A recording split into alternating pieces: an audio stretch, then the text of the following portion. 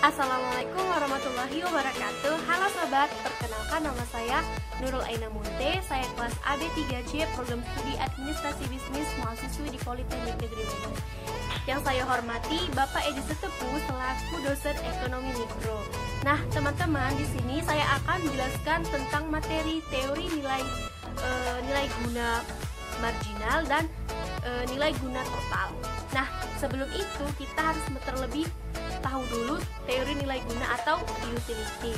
Menurut teori nilai guna, setiap barang mempunyai daya guna atau memberikan kepuasan kepada konsumen yang menggunakan barang.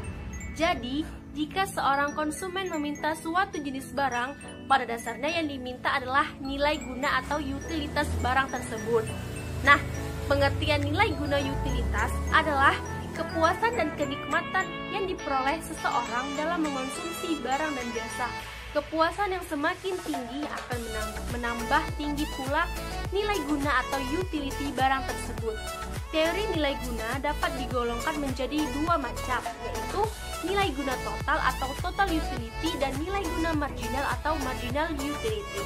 Nah, di sini teman-teman saya akan memberikan pengertian nilai guna total atau total utility. Nilai guna total atau total utility adalah jumlah seluruh kepuasan yang diperoleh konsumen dalam mengonsumsi sejumlah barang tertentu. Lalu, pengertian nilai guna marginal atau marginal utility adalah pertambahan atau pengurangan kepuasan sebagai akibat dari pertambahan atau pengurangan penggunaan satu unit barang tertentu. Nah, teman-teman, teori nilai guna atau marginal utility ini dikemukakan oleh seorang ekonom asal Austria yang bernama Heinrich Gossen pada tahun 1854, Stanley Gifford tahun 1871 dan Leon Walras tahun 1894. Nah, nilai guna marginal atau marginal utility ini hanya berlaku beberapa asumsi berikut ini. Yang pertama, nilai guna dapat diukur. Lalu, yang kedua, konsumen bersifat rasional sehingga perilakunya dapat dipahami atau secara logis.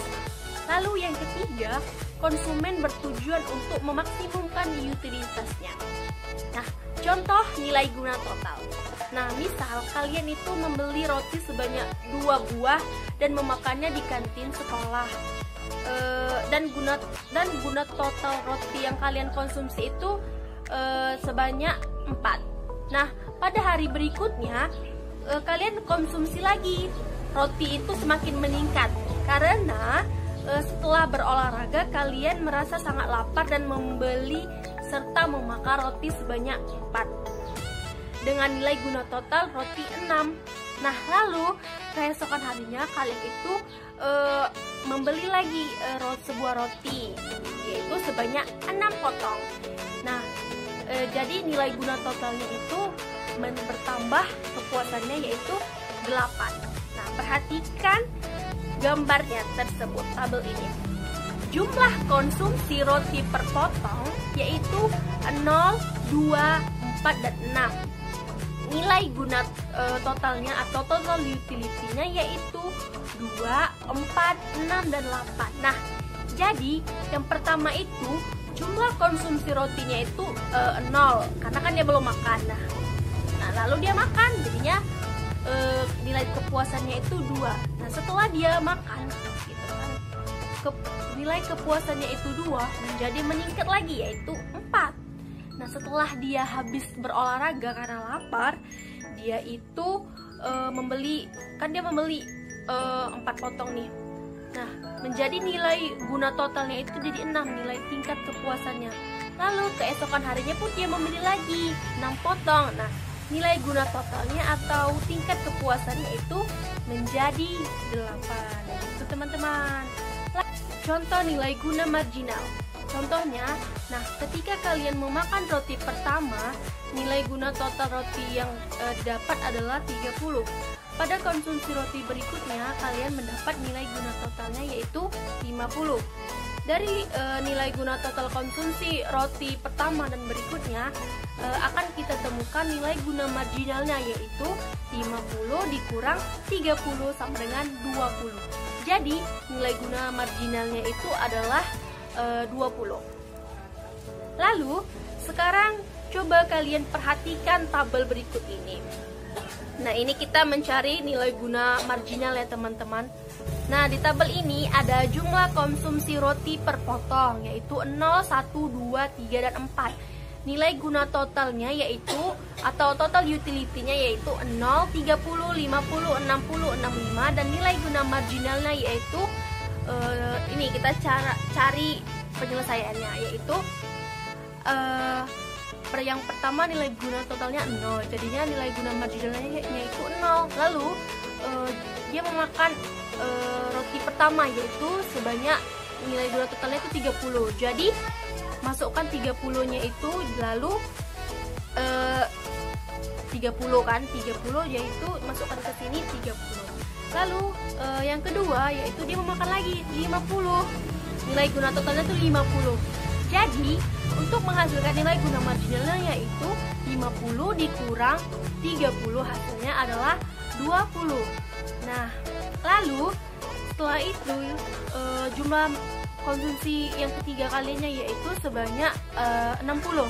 Nah, 60 ini dikurang 50 untuk menghasilkan nilai guna marginalnya yaitu 60 dikurang 50 hasilnya 10. Lalu jumlah konsumsi roti yang keempatnya sebanyak 65. Jadi untuk menghasilkan nilai guna marginalnya itu nilai guna totalnya yaitu dikurang 65 dikurang 60 hasilnya adalah 5. Lalu apabila roti yang kalian konsumsi itu semakin banyak, maka semakin besar pula jumlah nilai guna yang diperoleh.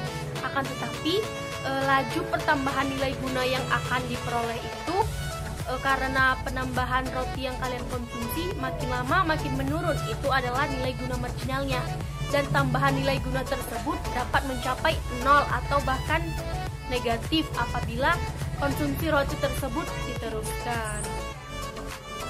Nah, hal ini dituangkan dalam hukum Gosen, yaitu yang menyatakan jika pemenuhan kebutuhan akan suatu jenis barang dilakukan secara terus-menerus, maka rasa nikmatnya mula-mula akan tinggi. Namun, semakin lama kenikmatan tersebut akan semakin sampai akhirnya mencapai batas jenuh. Nah, apabila pada tabel nilai guna marginal yang di atas tadi konsumsi rotinya itu diteruskan lagi, maka akan terlihat seperti tabel di bawah ini. Nah, tadi kan sampai 5 kan. Nah, yang konsumsi yang ke 5 kalinya yaitu 65 dikurang 65 hasilnya 0. Nah, pada konsumsi yang ke-6 yaitu nilai guna totalnya itu 60, maka 60 dikurang 65 hasilnya min 5 nih, yaitu nilai guna marginalnya. Lalu pada potongan yang ke-7 yaitu 45. Jadi nilai guna totalnya itu dikurangkan 45 dikurang 60 hasilnya yaitu min 15. Lalu potongan yang jumlah potongan yang ke-8. Nah, nilai guna totalnya itu 20. Nah, 20 dikurang 45 yaitu min 25. Dan jadi semakin meningkat nilai guna totalnya, semakin pula menurun nilai guna marginalnya. Nah, hubungan antara jumlah barang yang dikonsumsi dengan total utility dan marginal utility-nya pada tabel tersebut dapat ditunjukkan pada gambar kurva di bawah ini. Lihat ini teman-teman. Nah, kayak gini kan, dia semakin menurun gitu kan, semakin meningkat tingkat kepuasan nilai totalnya akan semakin turun nilai guna marginalnya, bahkan sampai min.